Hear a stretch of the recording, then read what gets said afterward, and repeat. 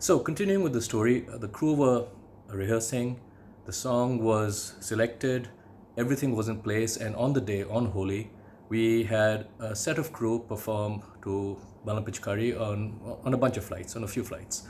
And the reaction was fabulous. I'm going to put the link to the video, official video, DGCA approved video after this. But the reaction was fabulous. It really made people feel good. It made a crew feel good. The morning of the event, we told the crew, we revealed to them what was going to happen. We said it was going to be on flights. And we gave them the choice that if you don't want to do it on the flight, you don't have to. So maybe about 10% of the crew dropped out, saying that they were, a little shy or whatever it was. And the rest, in good spirits, continued and performed on flight. And it made big news because unfortunately the DGCA did not take very kindly to it. It had never happened in India before.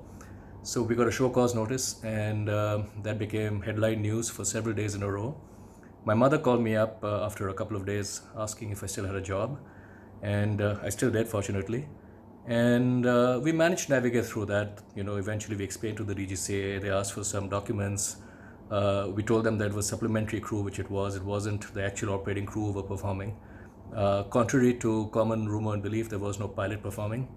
We had male crew, so some people could confuse the male crew to be pilots because they were all wearing white kurtas and dark trousers, so they just thought that maybe there was a pilot who had come out. Anyhow, so it went off well. I was not there personally. I was in London for that weekend, unfortunately. But I saw the videos, I was really excited. Show cause notice, we dealt with it. Maybe we could talk about details some other time. But the icing on the cake was when we had a board meeting shortly thereafter, and Mr. Maran, who was then the promoter, said, "So Sanjiv, you made the crew dance on the flights, right?" So I said, "Yes." He said, "Okay, do one thing." I said, "Yes, sir." "Make them dance on every flight because our sales have gone up and that's great. So we should do more of that." So I told Mr. Maran that, there's Richard Branson and there's Tony Fernandez, both promoters of airlines.